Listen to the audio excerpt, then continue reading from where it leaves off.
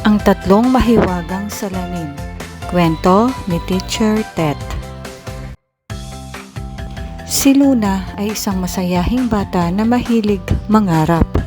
Isang gabi, habang siya ay nagbabasa ng aklat, may nahulog na lumang susi mula sa loob nito.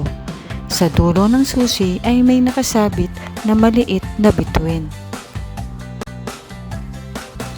Sa kanyang pagtataka, sinundan niya ang kumikislap na liwanag ng bituin hanggang sa makarating siya sa isang lumang tore. Pagpasok niya, nakita niya ang tatlong mahiwagang salamin. Sa unang salamin ay nakasulat ang salitang pamilya. Nang sumilip si Luna, nakita niya ang kanyang sarili na tumutulong sa paghahanda ng paghapagkainan.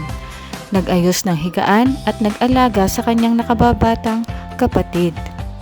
Biglang nagsalita ang salamin. Ang bawat miyembro ng pamilya ay may tungkulin. Kapag nagtutulungan, nagiging masaya at matatag ang tahanan. Tumango si Luna at lumapit sa ikalawang salamin. Nakaukit naman dito ang salitang paaralan. Nakita niya ang kanyang sarili na nakikinig sa guro, gumagawa ng takdang aralin at tumutulong sa paglilinis ng silid-aralan. Muling nagsalita ang salamin. Ang responsibilidad sa paaralan ay hindi lamang para sa sariling tagumpay. Ito rin ay para sa kapakanan ng mga kaklase at ng buong pamayanan ng paaralan. Napaisip si Luna habang lumalakad patungo sa ikatlong salamin. Nakasulat dito ang salitang komunidad. Pagtingin niya, nakita niya ang mga taong nagtatanim ng puno, naghihiwalay ng basura at nagtutulungan sa paglilinis ng paligid. Nakita rin niya ang kanyang sarili na nakikisama sa mga gawaing pang-barangay. Ang komunidad ay parang malaking pamilya. Wika ng salamin. Kapag bawat isa ay responsable, nagiging ligtas, malinis at maunlad ang lugar. Biglang nagsama-sama ang liwanag mula sa tatlong salamin at bumuo ng isang gintong bituin.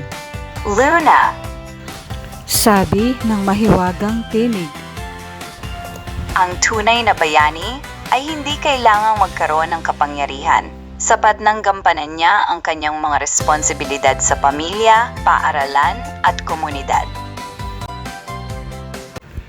Pagmulat ni Luna kinabukasan, tila panaginip lamang ang lahat.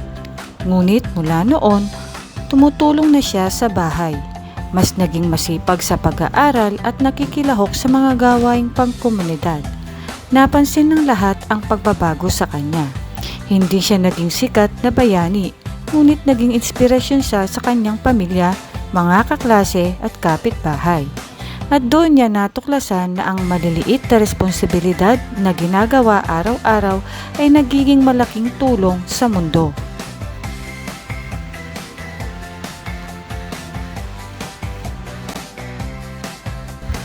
Laging tandaan mga bata na kayo ay may mga responsibilidad sa pamilya, paaralan at komunidad.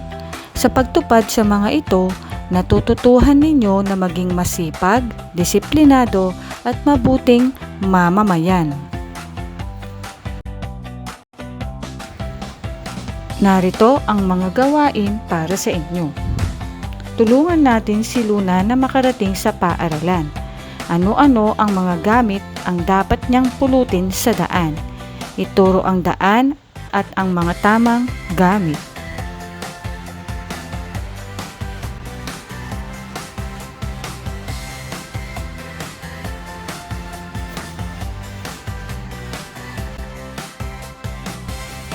Saan dapat ilagay ang mga bagay na ito upang maging malinis at maunlad ang ating komunidad?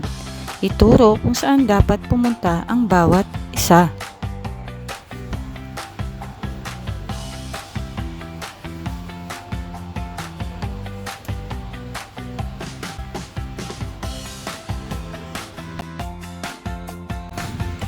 Ikaw din ay isang bayani.